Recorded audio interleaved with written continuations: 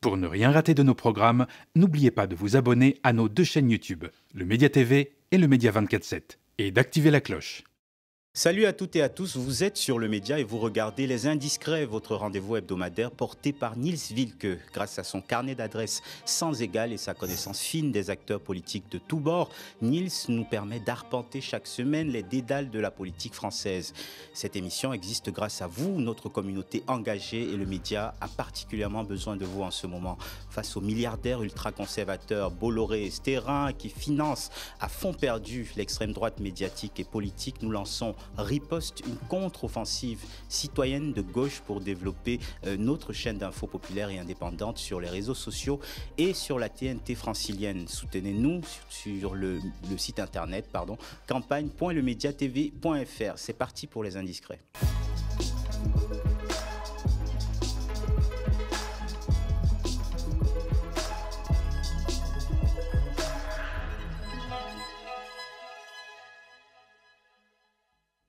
Et au sommaire, les coulisses de la surprenante nomination de Léa Salamé aux 20h de France 2, l'animatrice souvent critiquée pour ses interviews complaisantes envers les figures du pouvoir, quitte donc la matinale de France Inter qu'elle co-animait depuis 2017 avec Nicolas Demorand, et cela pour remplacer Anne-Sophie Lapix, accusée, elle, d'être trop critique. Niels nous en dira plus.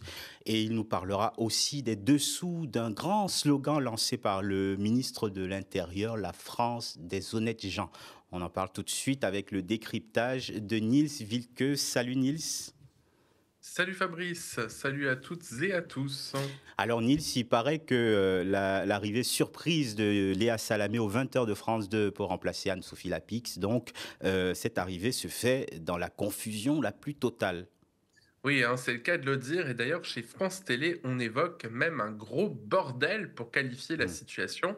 On le sait, hein, ça fait plusieurs mois que le sort de Lapix était dans la balance, face notamment au renouvellement du mandat de Delphine Ernotte, hein, la patronne du groupe, au point que certains imaginent qu'elle devrait son troisième mandat à l'éviction de la journaliste, on le disait, jugée trop critique, notamment lors de ses interviews envers les politiciens de tous bords, et notamment Emmanuel Macron et Marine Le Pen. Et on en a parlé d'ailleurs dans l'émission précédente pour nos abonnés. Mais son remplacement a viré au psychodrame, hein. D'abord parce que la direction a galéré pour approcher des remplaçants potentiels. Alors une raison invoquée, c'est que le 20h ne fait plus rêver. C'est ce que m'a confié un grand présentateur qui a longtemps régné sur le JT d'une chaîne concurrente. Donc les politiciens sont de plus en plus enclins à aller sur de nouvelles plateformes et des influenceurs. Alors notre célèbre confrère n'a pas complètement tort, hein, Fabrice. Sandrine Rousseau va se confesser chez l'intervieweur Sam Zira, mais aussi Magali Berda, tout comme Gabriel Attal, mais aussi chez Karine Le Marchand dans Ambition intime. J'ai adoré les femmes et les hommes qui composent ce ministère. On ne peut pas sortir indemne d'un ministère comme ça. Ouais, je vois ça. Quel est votre type d'homme? C'est des hommes qui sont impassibles. Ouais, mais enfin, ça, c'est pas sexuel, ça. Eh ben si, pour moi, ça l'est. Se raser le jour, ça c'est pour qui? Ça sert à rien, c'est pour faire beau. Ouais. Moi, je me rase pour elle, pour quand elle m'embrasse, ça ne pique pas. Voilà, du journalisme total, hein, Fabrice, et plus récemment, on a vu Darmanin chez Guillaume Play sur sa chaîne Legend. Bref, le JT s'est réservé pour les grandes annonces, ajoute cette source. Nous sommes en guerre. En guerre sanitaire, certes. Nous ne luttons ni contre une armée, ni contre une autre nation. Mais l'ennemi est là, invisible, insaisissable, qui progresse. Et cela requiert notre mobilisation générale. Nous sommes en guerre. Toute l'action du gouvernement et du Parlement doit être désormais tournée vers le combat contre l'épidémie. De jour comme de nuit, rien ne doit nous en divertir. C'est pourquoi j'ai décidé que toutes les réformes en cours seraient suspendues, à commencer par la réforme des retraites. En fait, Niels, le JT est devenu has-been, c'est ça? Ça veut dire aussi que personne n'a souhaité prendre les commandes du 20h de France 2? Écoute, hein, en tout cas, la direction de France Télé a visé large, hein, Thomas Soto, Darius Rochebin, Maya Loquet, Julien Arnaud et même Benjamin Duhamel, pourquoi pas. Et c'est bien simple, je m'étonne de ne pas avoir vu ton prénom circuler, hein, Fabrice, car toutes les figures du PAF sont passées, mais c'est clairement Caroline Roux qui tenait la corde pour ce JT, hein, la présentatrice de C'est dans l'air. Elle avait même tourné un pilote, c'est ce que avait révélé l'expert média Clément Garin et nos confrères du Parisien. Alors, plusieurs éléments peuvent expliquer ce choix. D'abord, elle est très professionnelle, hein, c'est ce que m'explique un confrère de France Télévisions. Et puis, son émission, elle cartonne hein, depuis plus de 10 ans, mais elle a surtout un énorme avantage comparé à ses rivaux, c'est qu'elle est mariée à Laurent Soli, qui est l'ancien directeur de cabinet de Nicolas Sarkozy à la présidence de l'UMP en 2005, puis pendant la campagne de 2007, et ensuite il est devenu au cadre de Facebook, il est vice-président même de Facebook France. Et l'un de ses éminents rivaux qui était dans la shortlist m'explique qu'elle a de bonnes relations avec le pouvoir et elle colle avec la droitisation croissante du débat public. Bref, c'est un peu le miroir opposé d'Anne-Sophie Lapix, hein, dont je vous expliquais au début à quel point les politiques se méfiaient, au point de la boycotter. D'ailleurs, on en avait parlé en 2022 lors du débat entre Emmanuel Macron et Marine Le Pen. Mais qu'est-ce qui a coincé alors ? Eh oui, mercredi soir, un patatras, la journaliste vedette repousse finalement la proposition de France Télévisions. Voilà, c'est un peu le drame. Ce ne sont pas les rumeurs qui m'ont fait chanceler, c'est vraiment mon choix, hein, c'est ce qu'elle a juré au Figaro, tandis que l'un de ses proches affirme aux Parisiens que l'exercice ne l'intéressait pas vraiment. Alors à France Télé, je t'avoue que ces raisons invoquées ont laissé tout le monde un petit peu stupéfait. En gros, personne ne la croit, hein. Elle en rêve depuis des années, c'est ce que m'assure un journaliste de la maison quand j'ai préparé cette émission. Alors, plusieurs facteurs peuvent expliquer ce faux bond. D'abord, Caroline Roux aurait posé, je cite, des exigences très fortes. C'est ce que m'a affirmé un cadre du groupe. Alors, en langage télévisuel, on sait ce que ça veut dire. En gros, elle aurait fait sa diva. Elle a voulu notamment imposer Sylvain Thierry, qui est le producteur éditorial de C'est dans l'air, au poste de rédacteur en chef du JT. Ça se fait pas dans le service public parce que c'est un poste qui est très complexe. C'est ce que m'explique ma source. Et puis surtout, en interne, sa venue serait intervenue juste après le départ de Lapix, qui est plutôt regretté à la rédaction. Anne-Sophie est une super journaliste qui représente parfaitement le service public et elle est sympathique avec les équipes. C'est rare dans ce milieu. C'est ce que m'explique un syndicaliste de France Télévisions qui se dit d'ailleurs dégoûté par son éviction. Alors Caroline Roux, c'est pas tout à fait le même caractère, hein. C'est une grande pro, mais elle est réputée exigeante. Alors comprendre difficile, encore une fois, dans le langage de la télé, et elle reconnaît elle-même parfois dans des interviews être soupolée. Suivez mon regard. Et on sait ce que ça veut dire, on sait les allusions qu'il y a derrière ce genre de déclaration. Voilà, autant te dire que l'avoir débarqué dans une rédaction morose ne mettait pas les journalistes franchement en joie, parce que nos confrères de France Télé sont en pleine bataille contre la réforme de l'audiovisuel voulue par Emmanuel Macron et portée par Rachida Dati. Une réforme assez brutale, hein, à l'image de la ministre de la Culture. Et fait rarissime d'ailleurs, Anne-Sophie Lapix, qui a officialisé son départ sur RTL, donc le groupe M6, est défendue par la section CGT du service public. Alors c'est assez inédit quand même. Sur France TV, on vire les journalistes qui posent les questions. C'est ce que déplore le syndicat dans un communiqué au vitriol contre la gouvernance de Delphine Ernotte à l'occasion donc de ce renvoi. Alors la CGT, c'est pas vraiment le genre à soutenir les vedettes du petit écran, hein, mais cette éviction à 2 ans de la présidentielle pose un vrai dilemme éthique et politique aux salariés de la chaîne attachés à la notion de service public. D'autant que France Télé et Radio France ont enchaîné les polémiques ces dernières années. Alors on en a beaucoup parlé dans le média, oui. Je pense notamment à l'émission évidemment de Mourad, de notre confrère Mourad, le traitement des gilets jaunes, du Covid, plus récemment des retraites, mais aussi Gaza, avec cette séquence assez ignoble hein, sur le tourisme à Gaza, alors que les territoires palestiniens étaient bombardés par Israël, souvenez-vous. On va laisser la politique de côté pour un instant. On va accueillir Franck Delvaux. Bonsoir. Bonsoir. Vous êtes président de l'Union des métiers et des industries de l'hôtellerie d'Île-de-France. Et on a voulu vous inviter ce soir parce qu'on a envie de voir si cette proposition de Trump, elle a vraiment vocation à exister sur le plan économique. On a beaucoup dit Trump est aussi un promoteur immobilier, c'est comme ça qu'il négocie. La bande de Gaza en Riviera, est-ce que ça a du sens pour le professionnel du tourisme que vous êtes?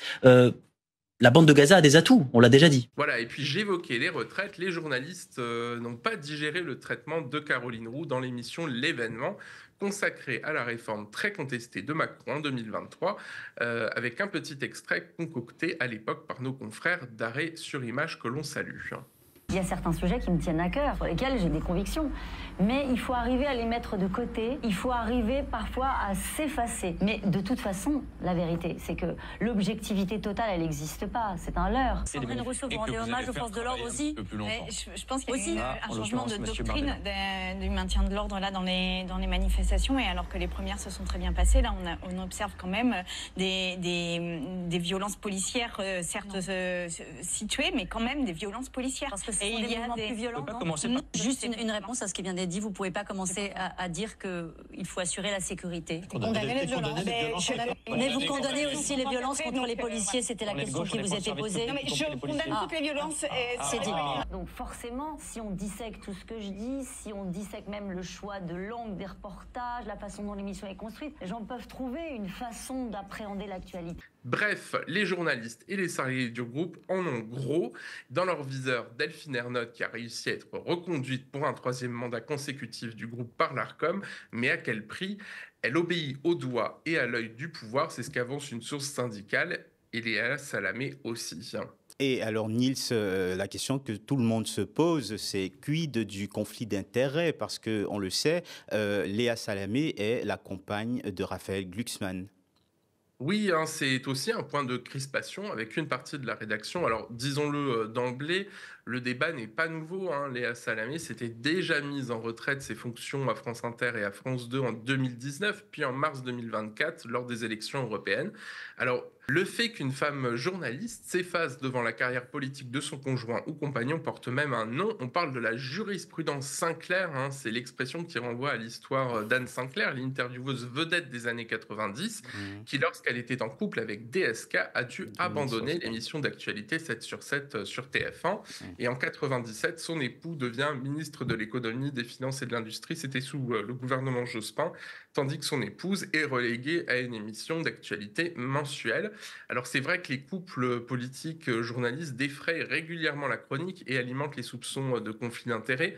On pense au couple Ockrent-Kouchner, à Thomas Soto et la conseillère politique de Castex, Mayada Boulos, à évidemment Anna Cabana et son mari Jean-Michel Blanquer, à Marie Drucker à l'époque et François Barouin qui ne sont plus ensemble aujourd'hui, ou encore à Arnaud Montebourg et Audrey Pulvar, François Hollande et Valérie Trierweiler, enfin il y en a tellement, j'en passe. C'est presque une tradition dans notre beau pays, mais il n'en demeure pas moins que souvent ça passe mal chez les journalistes.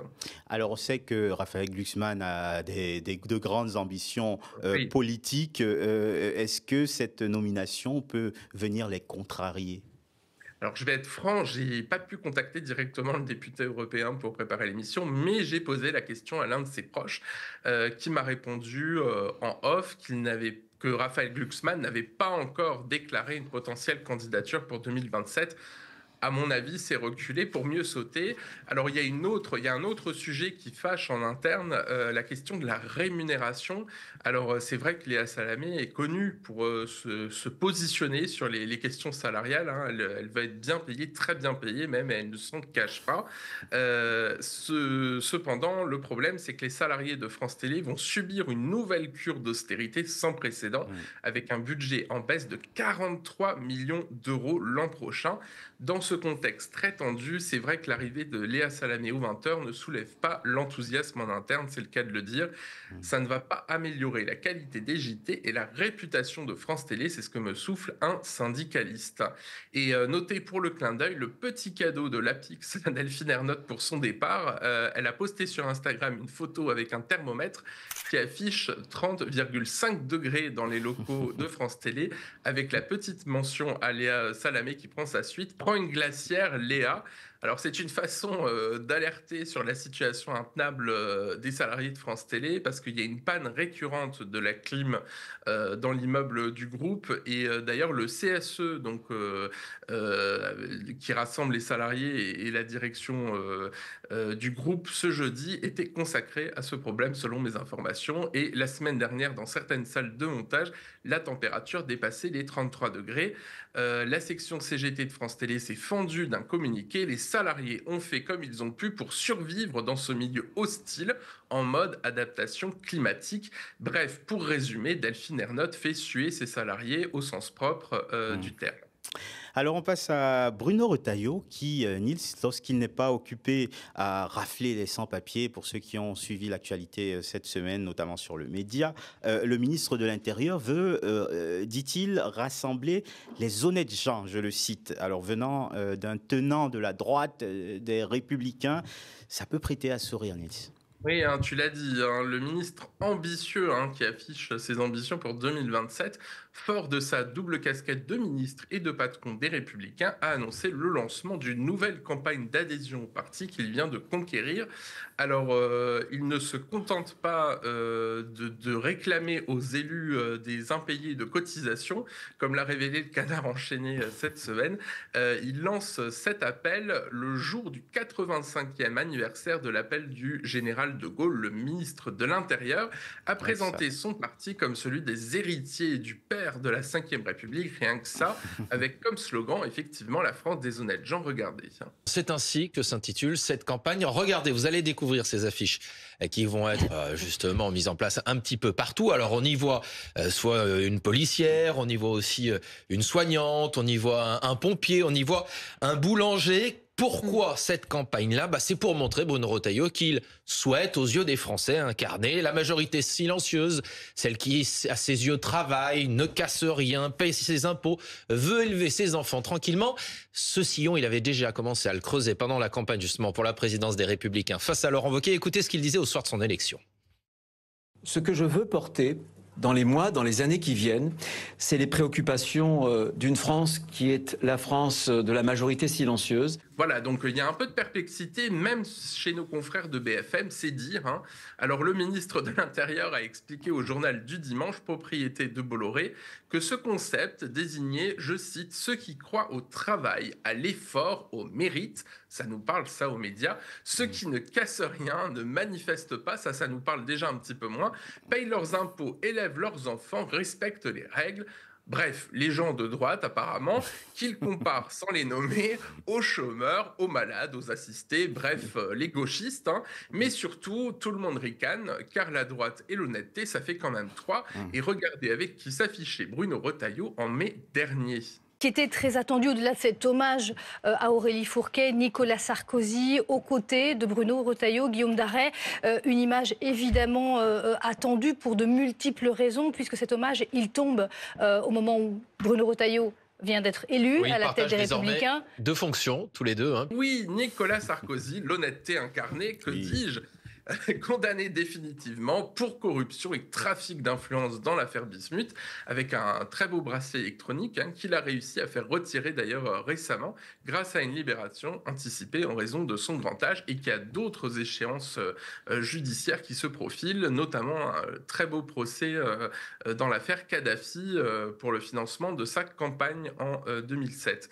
Et on peut aussi citer par exemple Laurent Wauquiez, qui vient de faire voter le lancement d'une commission d'enquête à l'Assemblée visant, je cite, à établir les compromissions de certaines forces politiques avec les islamistes, bigres et les ennemis de la France. Rien que ça. Alors Wauquiez ne s'en cache même pas, il vise la France insoumise, élus et collaborateurs compris. Et d'ailleurs, la première demande du groupe de Laurent Wauquiez, qui avait été refusée en commission des lois, affirmait vouloir prouver, je cite, des liens de complaisance et de soutien entre des élus de la République, essentiellement issus de LFI, c'est écrit noir sur blanc, et des réseaux islamistes, voire terroristes, pour faire bonne mesure. Alors, pour faire accepter effectivement cette commission très polémique, la mention de la formation de Mélenchon a été retirée, mais évidemment, c'est le sous-titre politique du patron des députés de droite. Alors, l'annonce de cette commission d'enquête a en tout cas fait rire jaune les insoumis, on l'imagine, hein, et notamment l'eurodéputé Rima Hassan, qui est évidemment dans le viseur de la droite, pour ses actions en Palestine, que Wauquiez qualifie de croisière, hein, cette fameuse action avec le Madeleine. En attendant, des internautes lui ont rappelé qu'il devait fournir urgemment le nom des invités de ces dîners de luxe payés avec l'argent public quand il était président de région, hein, comme l'avaient révélé nos confrères de Mediapart.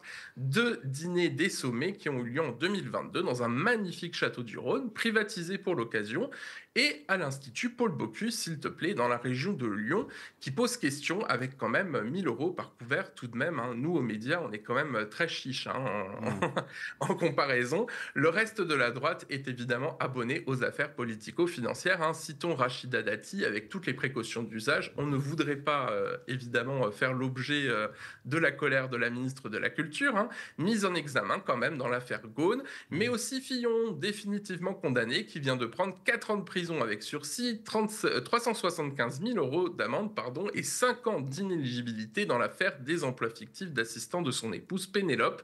La peine a été allégée. L'ex-ministre de Sarkozy échappe à la partie emprisonnement ferme d'1 an.